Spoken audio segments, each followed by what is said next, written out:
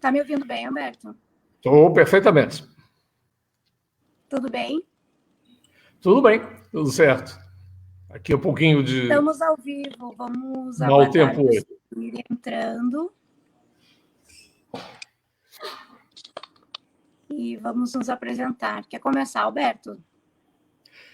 Ora, muito bem, meu nome é Alberto Costa, sou diretor-geral da Glamour Turismo, uma operadora com sede aqui em Portugal, e operamos em Espanha, França, Alemanha, Áustria, fazemos o circuito dos países do leste europeu, e é um privilégio estar aqui mais uma vez com a Tripnet e mais uma vez aí com a Fernanda, para falarmos sobre essa viagem que a Fernanda e a Tripnet vão fazer aqui em Portugal. Mais uma, né, das várias que fazem em Portugal deste roteiro. Abril já está fechado, o grupo já está consolidado.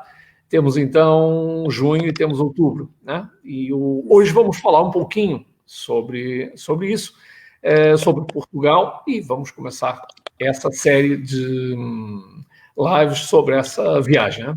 Então, muito obrigado aí pelo convite mais uma vez e pela fidelidade daqueles que já nos seguem aí naturalmente já há muito tempo. É sempre um prazer. Esse ano a gente teve 2 grupos adiados, né? Então, novamente, era para a gente estar aí agora. Isso. Como abril, quando a gente fez a primeira série das lives, também era para a gente estar aí. Então, acho que a gente está usando o período que a gente deveria estar aí para falar do destino, né? Hoje a gente vai falar de Lisboa. E deixa eu me apresentar, eu sou a Fernanda, eu sou a gerente dos grupos da Tripnet. A maioria dos grupos eu acompanho. Portugal foi uma criação nossa, né, Alberto? Foi um roteiro exclusivo da Tripnet. E nós tivemos alguns grupos em 2019. Esse ano, infelizmente, né, devido a todas as circunstâncias, não saíram.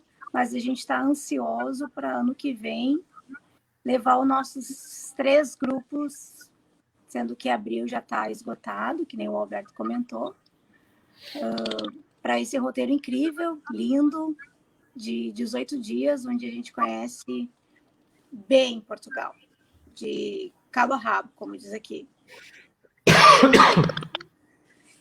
Então, vamos lá, vamos começar a falar do nosso ponto de primeiro lugar onde a gente chega, né? Lisboa, onde a gente vai ter 5 dias e vamos falar dos principais pontos turísticos e desse começo de roteiro. Vou te passar a palavra, tá, Alberto? Ora, muito bem. Nós vamos falar um pouquinho, até porque nem todas as pessoas já estiveram em Portugal, ou conhecem Portugal, e eu gostava de, antes de nós entrarmos no particular desse roteiro, apresentar um pouquinho o país. Nós, ao longo dessas lives, vamos falar várias vezes sobre Portugal, sobre aquilo que nós temos em Portugal para mostrar, mas gostava de apresentar o país primeiro, para que vocês tenham uma aproximação mais fiável possível, mais próxima possível da realidade, que é o seguinte: Portugal tem 3 regiões. O Portugal continental, que na verdade é um retângulo, né? Portugal só faz fronteira com a Espanha, é um país que tem a fronteira mais antiga da Europa, é o país mais antigo da Europa com as mesmas fronteiras. Todos os outros, como vocês sabem, foram mudando ao longo dos séculos. Portugal não. É um país que tem mais ou menos a área do Sergipe, né? Mas, por outro lado, é um país muito denso em cultura, em história, em gastronomia, em vinhos. Eu conheço poucos países em que, por metro quadrado, ou seja, por regiões, tenha tanta diferença. É incrível como é que você pode passar algumas cidades com uma proximidade muito, muito grande e ter comidas e culturas e até idiomas ou dialetos completamente diferentes, sotaques completamente diferentes. as pessoas que vierem a Portugal vão sentir, nessa viagem, vão sentir um pouquinho isso. Nós vamos, como a Fernanda disse, chegar em Lisboa, vamos até ao sul e depois vamos fazer até ao norte, vamos terminar no norte de Portugal. E vocês vão ver nessa viagem do sul para o norte como é que isto que eu acabei de falar vai aumentando, vai sendo cada vez mais verdade, ou seja, a densidade de coisas, de monumentos, de culturas, de vinhos, de história, de experiências que nós vamos ter ao longo dessa viagem, vão aumentando à medida que nós vamos subindo no mapa. Isso vai ser interessante vocês verem, ou seja, Portugal não é um país, digamos, uniforme nisso, né? Isso tem a ver com a história também, e depois a gente vai justificando isso todos os dias, porque é que nós vamos ver. Mas estava dizendo que Portugal, então, tem 3 regiões. A primeira, como eu disse, é o retângulo continental, e depois tem 2 regiões autônomas, tal como Espanha. Regiões autônomas, se isto fosse uma federação, seriam 3 estados. Então, tal como a gente no Brasil tem a autonomia dos governadores, e até a legislação e impostos estaduais, né? Portugal também. Então, temos a Portugal continental e depois temos o arquipélago dos Açores, que é composto de 9 ilhas, e o arquipélago da Ilha da Madeira, que nós nos referimos sempre, erradamente, mesmo aqui em Portugal, como a Ilha da Madeira. Na verdade, são 7 ilhas, e nem todas visitáveis, mas são 7 ilhas. Então, cada uma dessas regiões já começa por ter não só uma história, mas também uma morfologia e uma experiência turística, sobretudo, totalmente diferente, né? E, portanto, todas elas valem a pena. Nós hoje vamos concentrar essa sequência de lives em Portugal continental e, como a Fernanda disse, vamos chegar em Lisboa. Penso que todo mundo já sabe que Lisboa é a capital de Portugal, mas nem sempre foi assim. Portugal nasceu no norte, de uma região chamada Condado Portucalense, que ia mais ou menos... Ele já teve 2 formatos, mas antes de ser Portugal, até ia do Rio Douro até mais ou menos as Astúrias. Pegava a Galiza e o Minho, a Galiza espanhola agora, e o Minho português e transmontano também, ou seja, Trás-os-Montes. Depois, isso por razões históricas, ou seja, os árabes tinham chegado aqui em 711 e só não conseguiram conquistar as Astúrias, que é uma província espanhola bem no norte. O que se chamou depois a Reconquista Cristã começou descendo, libertou toda aquela região que hoje conhecemos como Galiza, na Espanha, e a região do Minho e Trás-os-Montes, ou seja, a fronteira, muitos anos entre o mundo cristão e o mundo muçulmano, passou a ser, o islâmico, passou a ser o Rio Douro, né? Então, ainda não havia Portugal nessa época. Entretanto, o rei de Espanha tem uma filha para casar, Dona Teresa, acaba arranjando pretendentes para ele, e o tal Dom Henrique casa com ela e recebe, como era hábito na época, o condado portucalense como dote de casamento. Então, a primeira cidade que foi capital de Portugal, Guimarães, né? Por isso se diz que é berço de Portugal.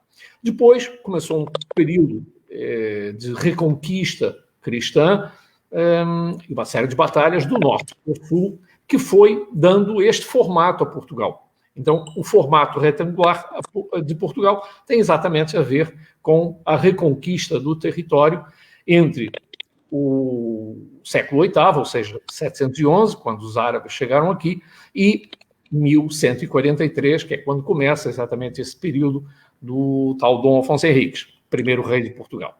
Então, ele vai se batendo para baixo. A segunda capital foi Coimbra, vamos passar lá também, vamos falar disso numa outra live.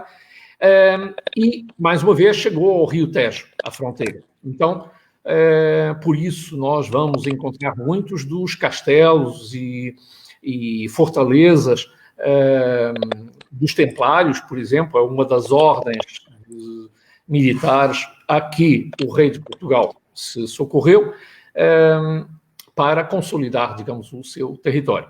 Então, ele foi descendo até chegar ao Algarve, né? Exatamente por causa disso, a influência árabe que vocês vão notar nesta viagem no sul é muito maior do que aquela que vão encontrar no norte. Exatamente por isso, os árabes não, mas os muçulmanos acabaram sendo expulsos de Portugal bem mais tarde no sul do que no norte, né? Bom, e portanto, isso para explicar que a terceira capital acabou sendo exatamente Lisboa, onde depois consolidaram o território, né? Açores e Madeira aparecem muitos anos mais tarde, quase 400 anos mais tarde, 350 anos mais tarde do que isso, portanto, já no século XV, né? E, portanto, o território de Portugal tem esse formato exatamente por causa disso. E, chegados então a Lisboa, vamos falar um pouquinho sobre isso. No dia da viagem, quando nós chegarmos, vocês vão chegar muito cedo. A Fernanda sabe que o voo chega quase antes do sol, né?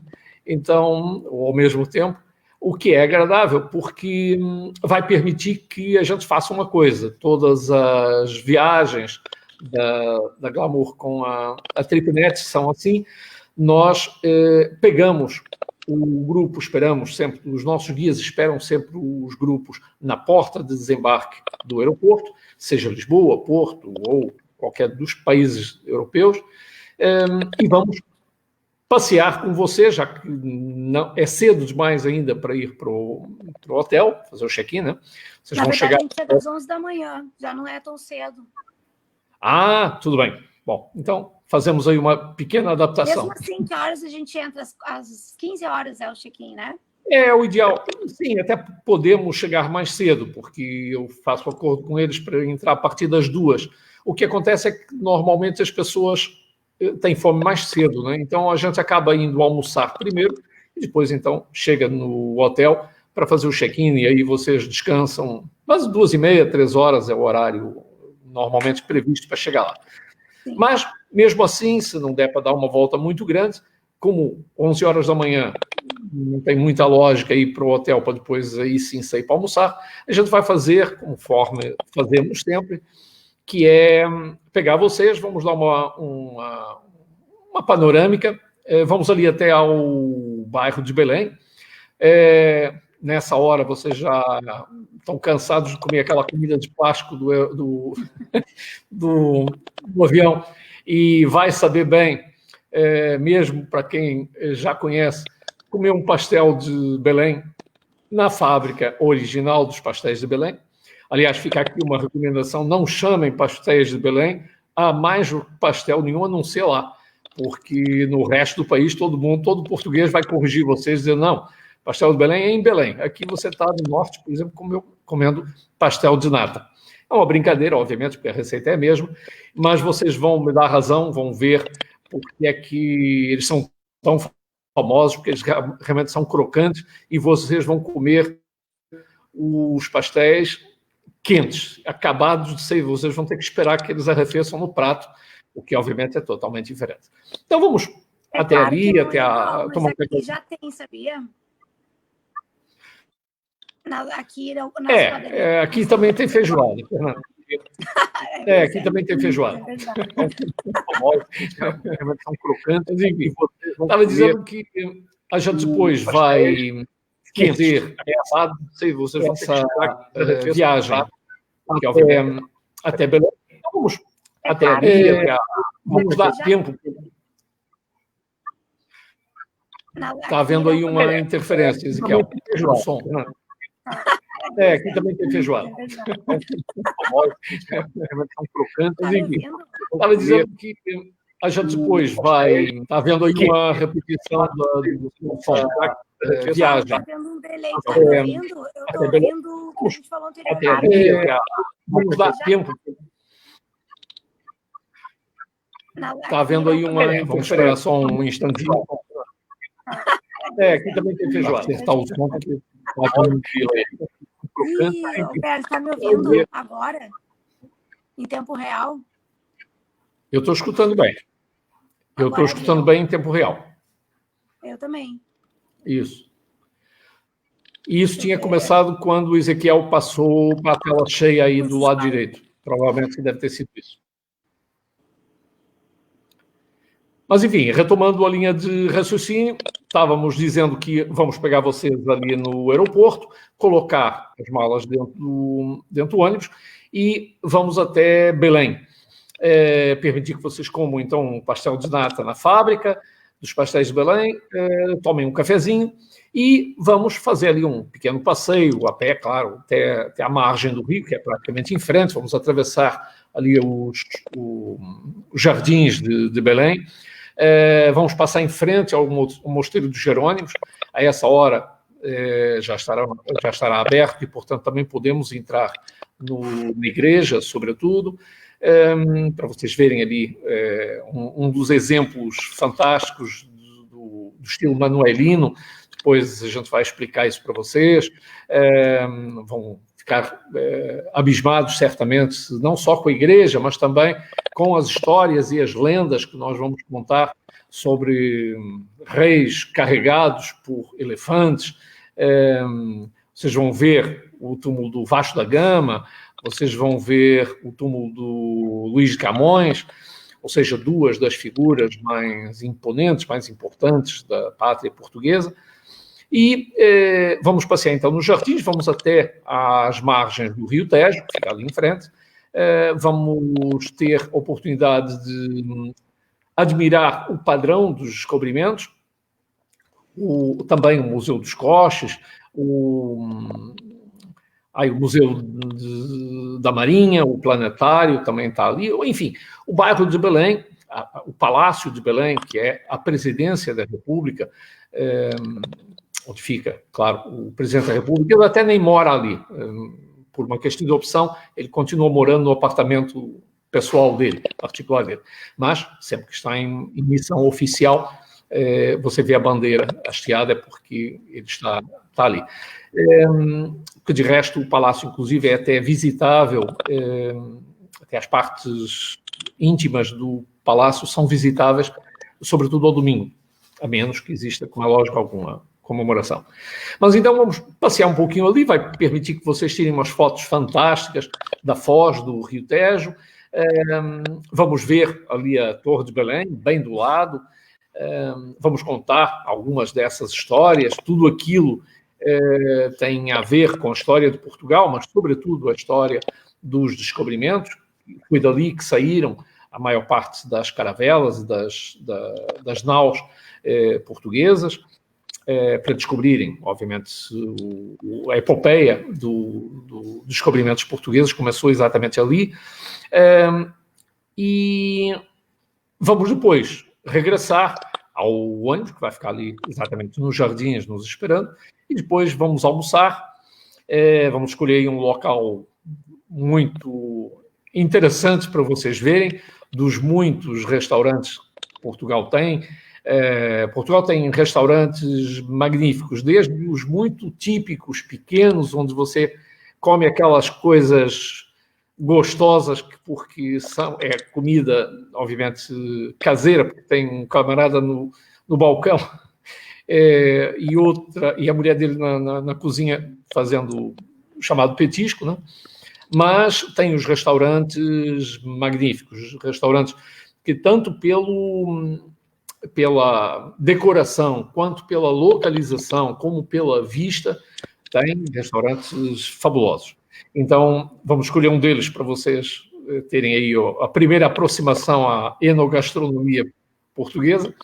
E depois, aí sim, vamos chegar no hotel, volta 2h30, 3 horas, para vocês finalmente descansarem. Aliás, uma observação importante é que a decoração, quanto pela localização, quanto pela vista, cada vez que você passa a imagem, Então, delay, vou escolher um deles para vocês terem aí a primeira aproximação à enogastronomia portuguesa.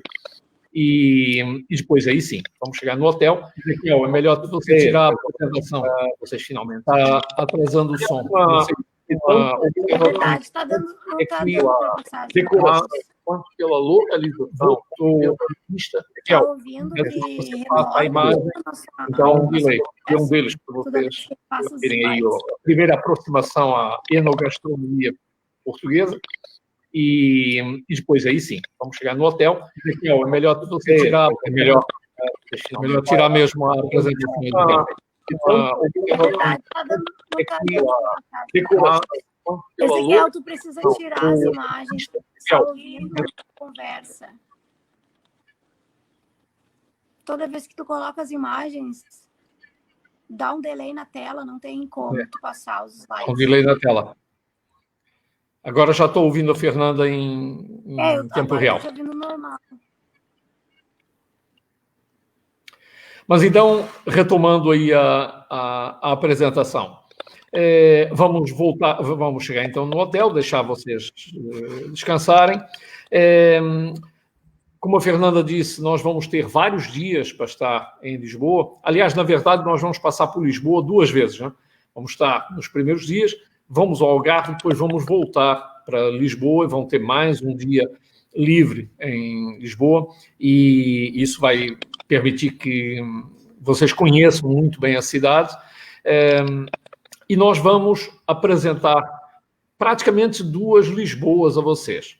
Claro, ao longo desses dias, né? Eu agora vou tentar condensar aqui, para não tomar muito o tempo de vocês. Mas vamos apresentar praticamente 2 Lisboas. Isso pode parecer um pouquinho estranho, mas é porque existem realmente 2 Lisboas. Uma Lisboa clássica, a Lisboa monumental, a Lisboa histórica, com as evidências arquitetônicas, morfológicas, inclusive, vamos falar sobre isso, e vamos ver também uma Lisboa moderna, arrojada, contemporânea, em alguns aspectos até única ou pioneira na Europa. Estamos falando da zona, por exemplo, do Parque das Nações, onde vamos visitar um dos melhores oceanários do mundo. Um shopping que vocês vão ver, muito curioso, um dos shoppings, a meu ver, o shopping mais bonito, não é o maior, mas é o mais bonito de Portugal, que é o Shopping Vasco da Gama. Por esse nome vocês já veem o porquê da arquitetura do shopping. Ele lembra um catamarã.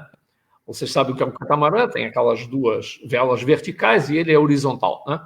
O shopping é exatamente assim. Então, a impressão que você tem, tanto quanto anda nos corredores, quanto na zona, numa das 3 zonas, que tem 3 zonas de alimentação, que você vem lá fora e nas esplanadas e imagina que está no convés de um navio, olhando para o Rio Tejo, né? É uma coisa assim, muito, muito bem bolada.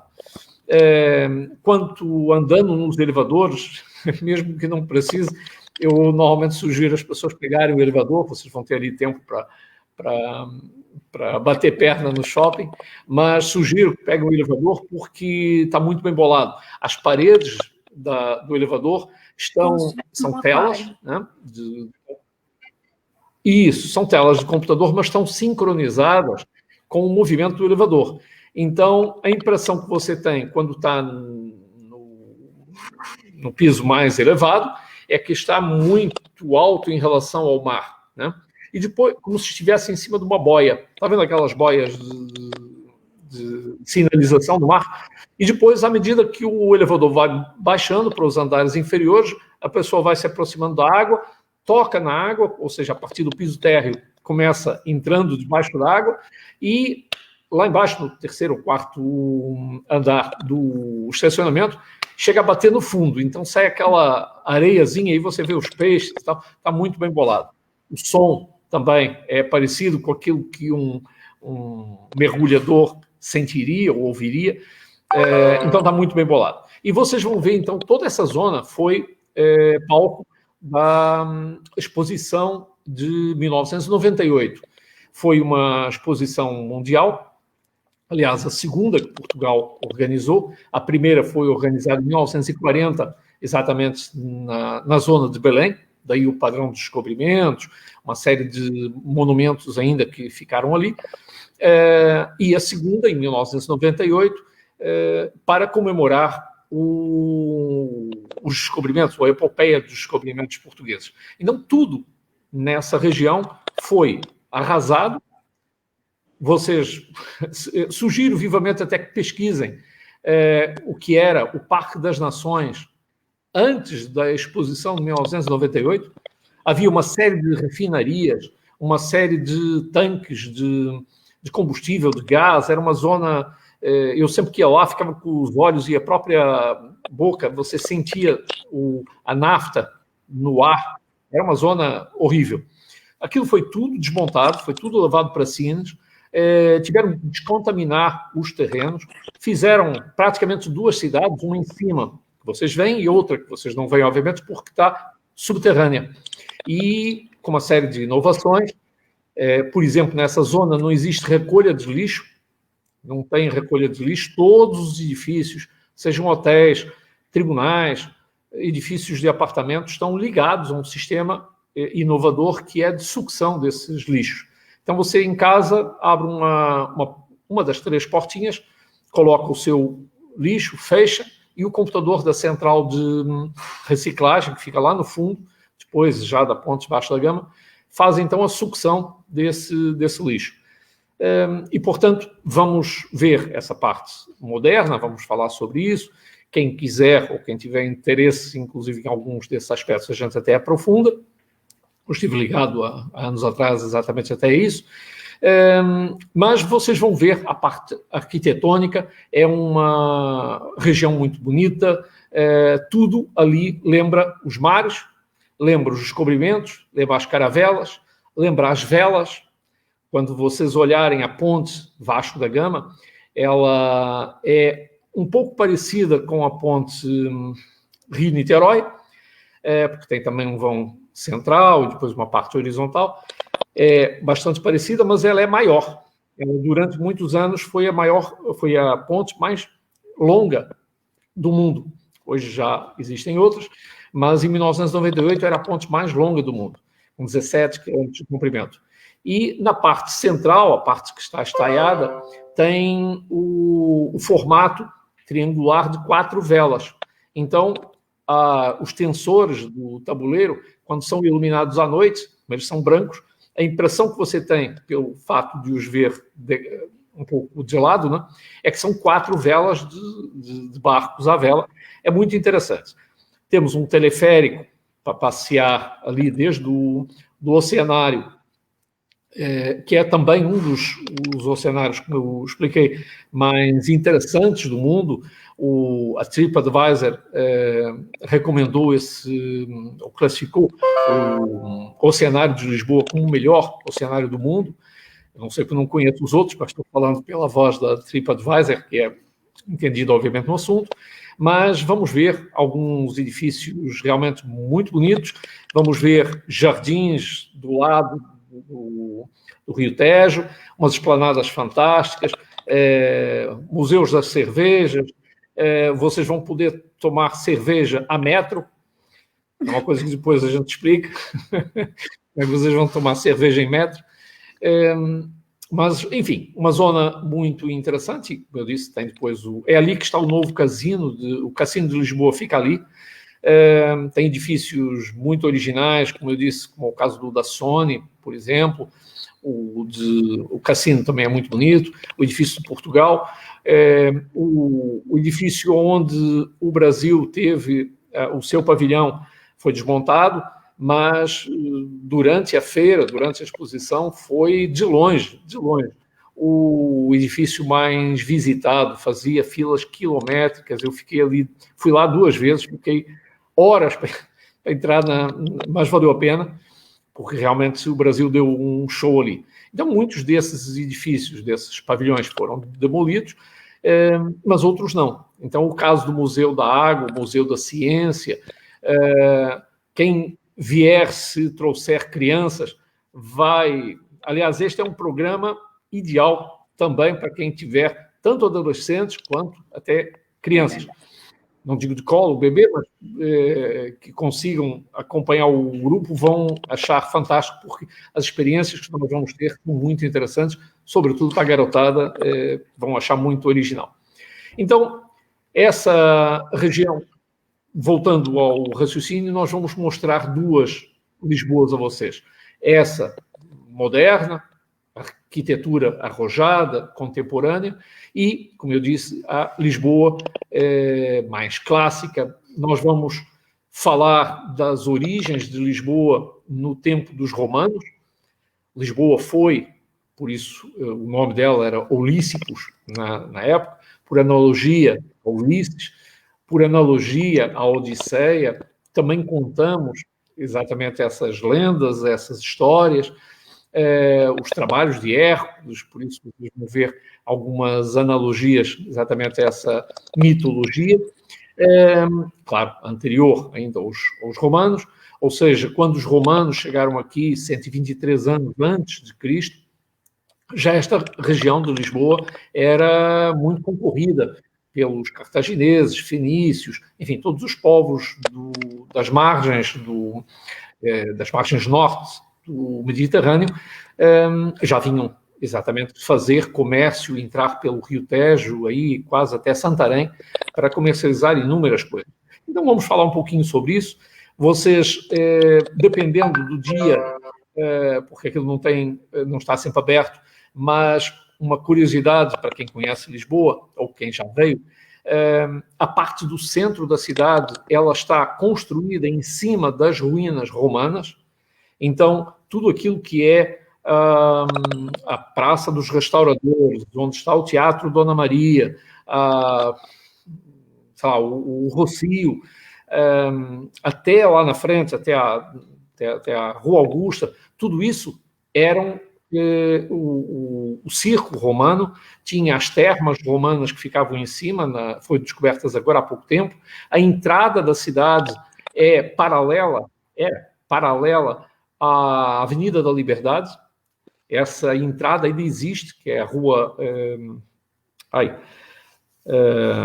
das Portas de Santo Antão.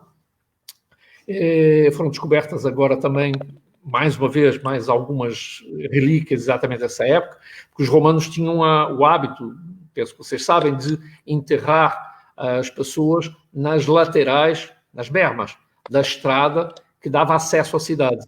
Então, como a cidade se tinha começado desenvolvendo no alto da colina, onde tem hoje o Castelo de São Jorge, depois a parte do teatro e do circo romano, onde eles faziam aquelas corridas com bigas e tal, era exatamente dos restauradores lá até onde hoje é o Terreiro do Paço. Então, tudo isso ainda existe e é visitável, curiosamente. Bom, e, portanto, vamos ver uma Lisboa interessante, porque provavelmente vocês não devem conhecer mais cidades nenhuma onde vocês tenham um poço de água, um poço, dentro de uma igreja. Vocês vão ver em Lisboa, nós temos a segunda capela, não é a igreja, uma das capelas da igreja é a segunda capela mais rica, mais valiosa do planeta. Ela só perde a Capela Sistina, por motivos óbvios. A segunda capela está exatamente em Lisboa. E é apenas uma das muitas capelas que essa igreja tem. Então, nós vamos procurar mostrar a vocês um circuito, fazer uma viagem, claro, a Lisboa, como é natural, vamos passar nos pontos turísticos convencionais, mas vamos mostrar muito mais do que isso. Vamos levar vocês a terem uma experiência e olharem, mesmo para quem já tenha conhecido, já tenha visitado Lisboa, muitas vezes fazem aqueles roteiros de bate e volta, né? E conosco é exatamente o contrário. Não é, Fernando? Sim, com certeza. A gente vê cada coisa por aqui. Então, conclusão, nós vamos ver vários dos pontos gastronômicos também. Vocês vão achar muito curioso alguns dos antigos mercados municipais. Aliás, isso é uma tendência europeia e agora quase mundial, né? Vocês têm em São Paulo, por exemplo, o Mercadão de São Paulo também foi transformado numa zona gourmet, e muitos dos de Portugal seguiram exatamente essa tendência. E ficaram alguns deles muito originais e a exemplo de outros locais onde vocês podem escolher várias coisas para comer ou para beber.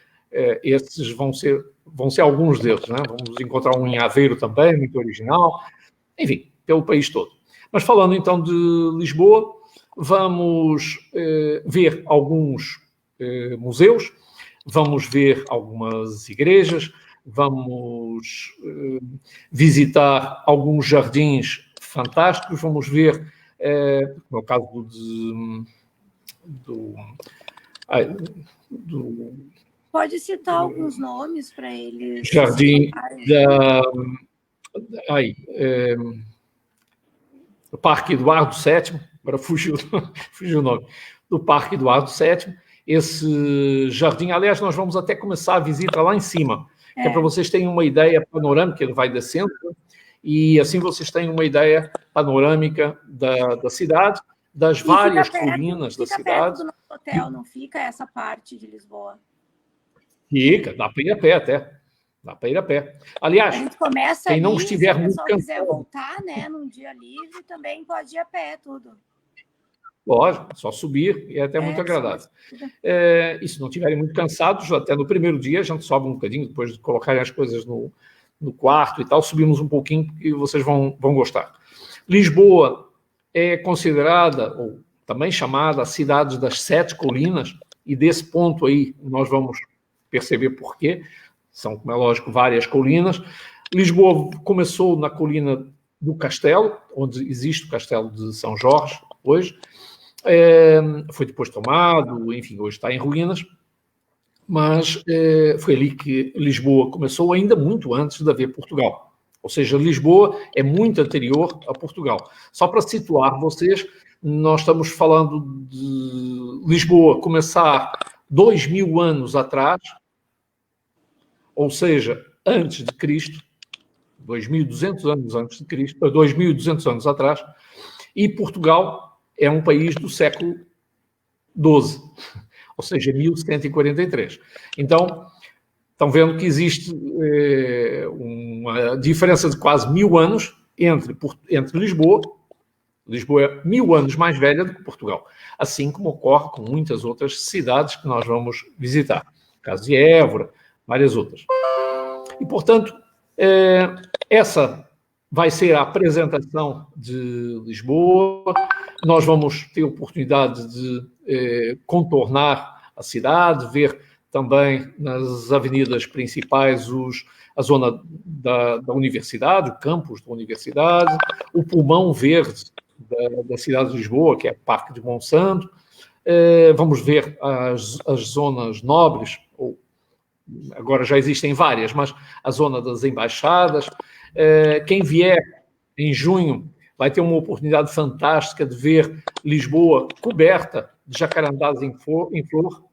Os jacarandás vieram, como vocês sabem, do Brasil para Lisboa, para Portugal, mas em Lisboa se deram muito bem e foram usadas desde essa época, ou seja, século XVI para cá, como cidade, como árvores de embelezamento paisagístico, né?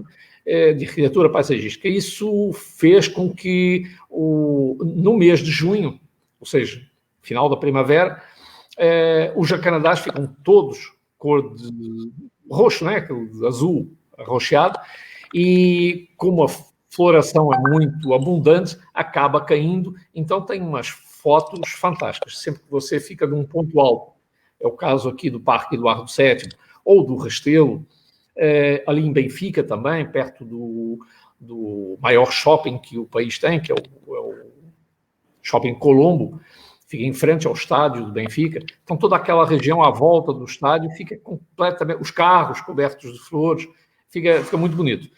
Sugiro até que vocês, quem puder, procure jacarandás em flor em Lisboa.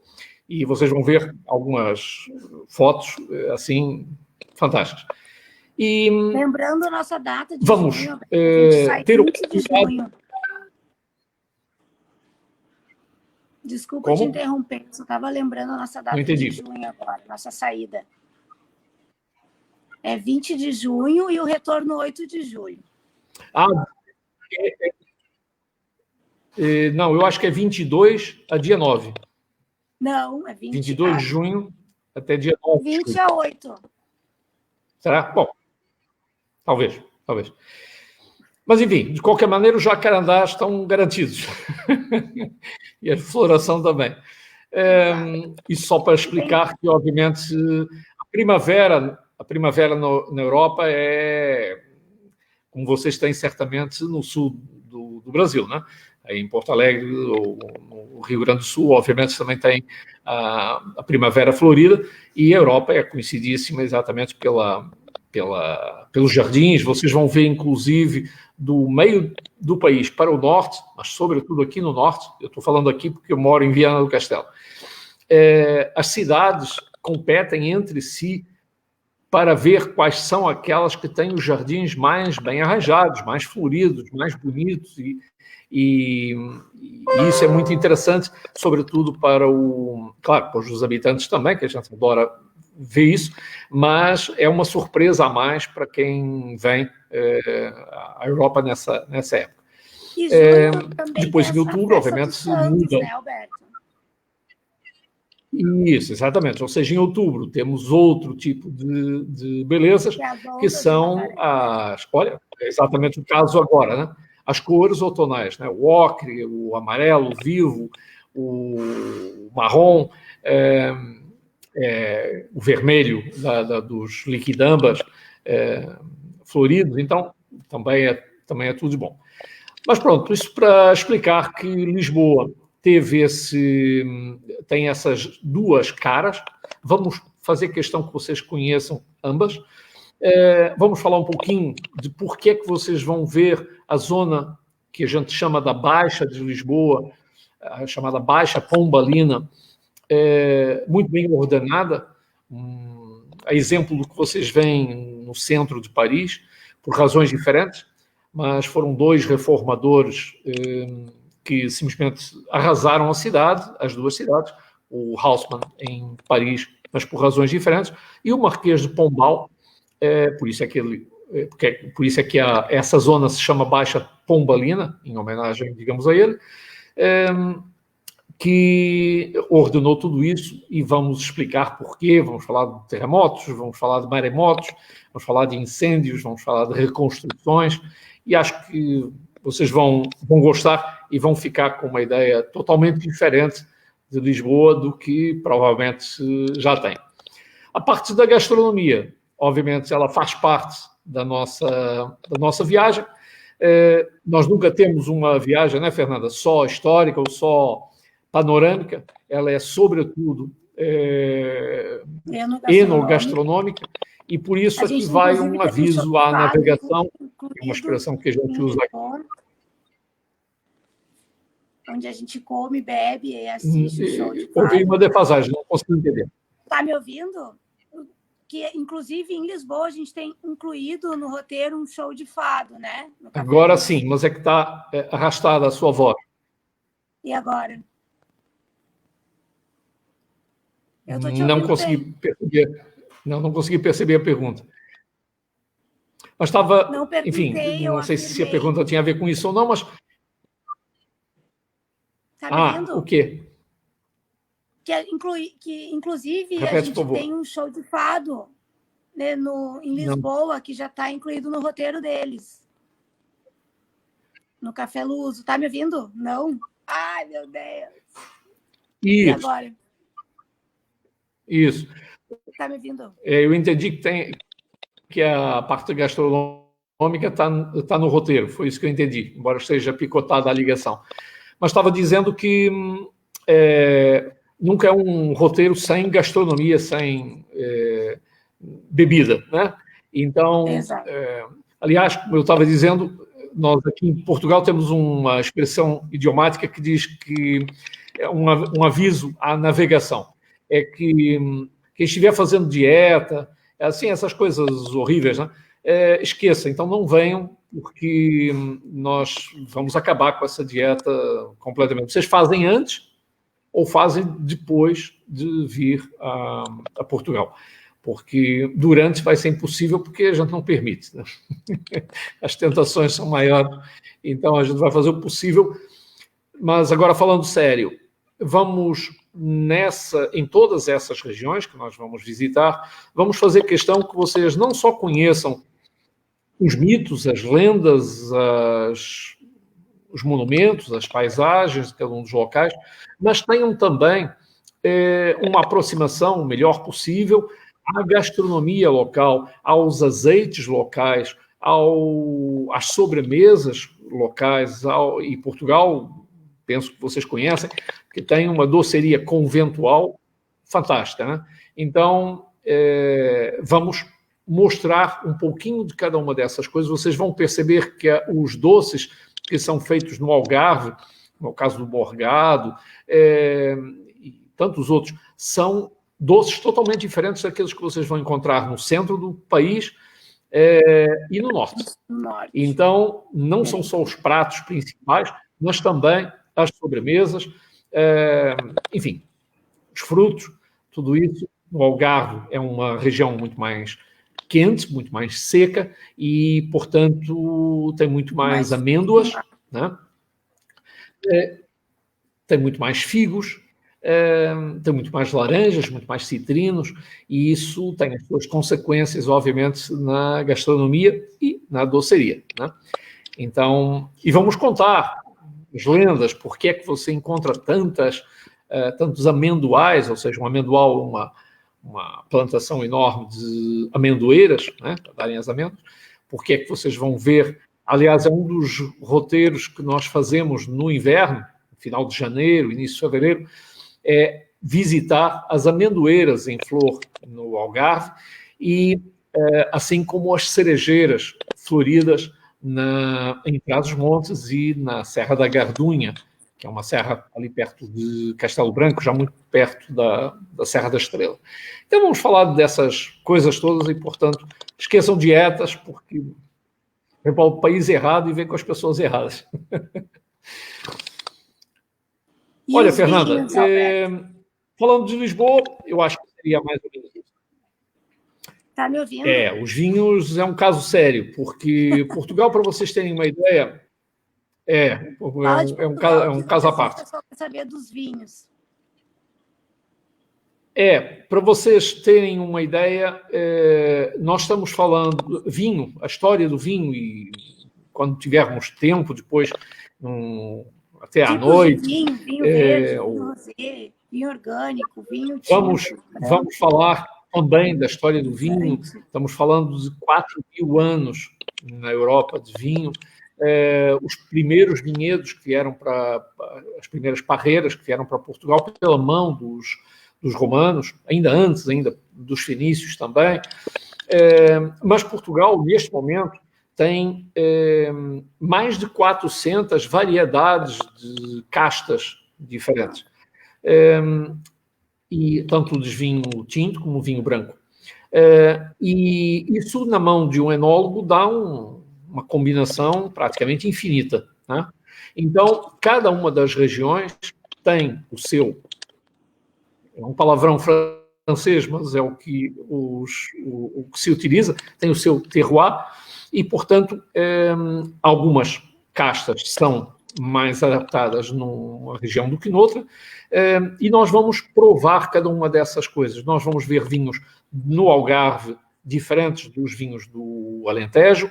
Vamos, na Península de Setúbal, ver vinhos Moscatel, da casta Moscatel, que são vinhos licorosos, que não têm nada a ver com os outros, deliciosos. Vamos ver regiões, como o caso da Mielhada, onde vocês vão encontrar os melhores e mais conhecidos espumantes. Hoje não se pode chamar champanhe, né? Mas os mais conhecidos espumantes, os mais famosos espumantes do país, as melhores aguardentes também. Vamos subindo até a região do Douro, onde fatalmente vamos conhecer as regiões do Dão, a região do Dão, que é um rio, a região do Douro, de onde é feita o vinho do Porto. Vamos falar dessas diferenças entre um vinho de mesa e um vinho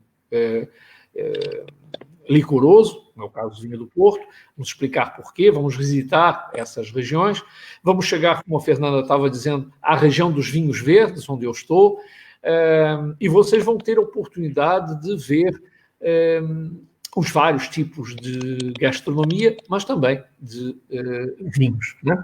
Vamos tomar muita cerveja, uma coisa que é pouco divulgado muitas vezes, mas nós vamos também tomar muita cerveja e vamos explicar porquê, qual é a ligação entre a cerveja e os mosteiros, os monges. Vamos, inclusive, visitar o Museu da Cerveja.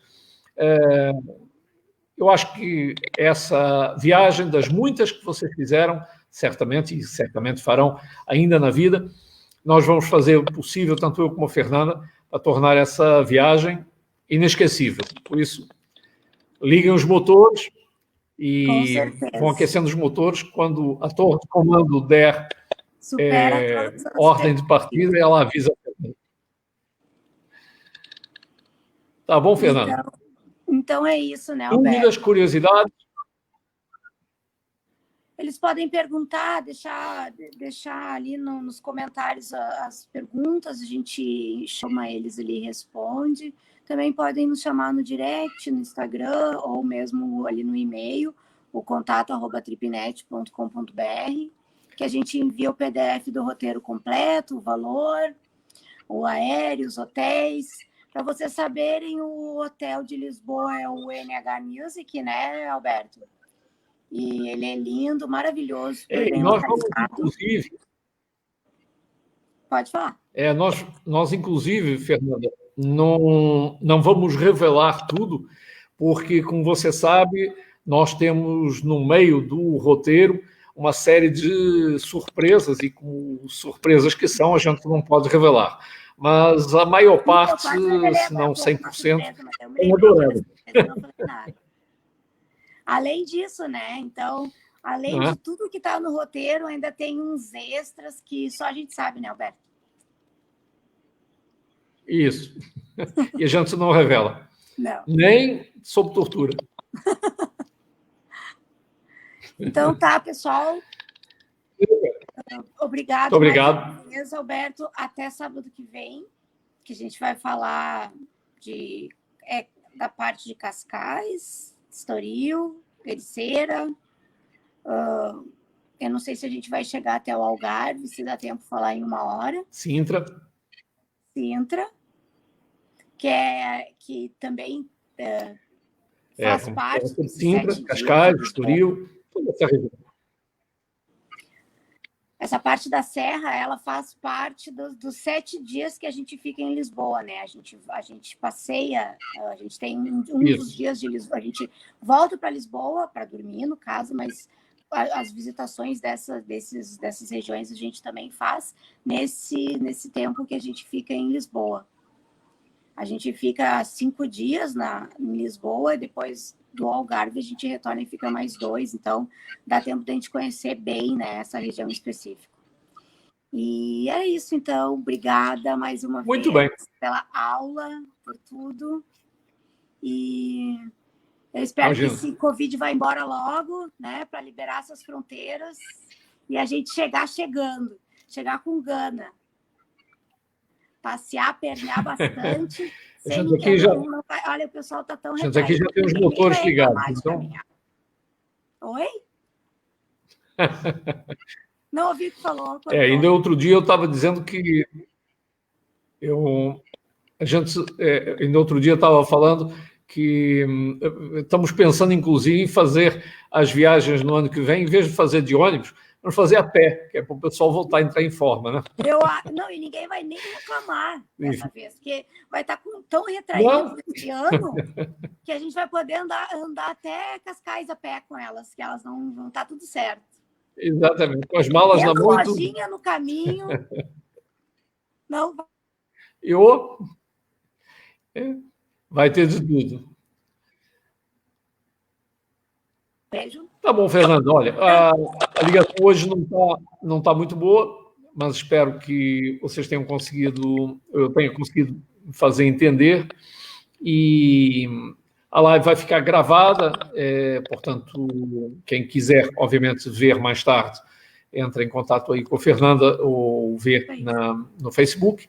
E tendo alguma curiosidade, obviamente, coloca mesmo a posteriori nos comentários, a Fernanda, o que souber responder, responde.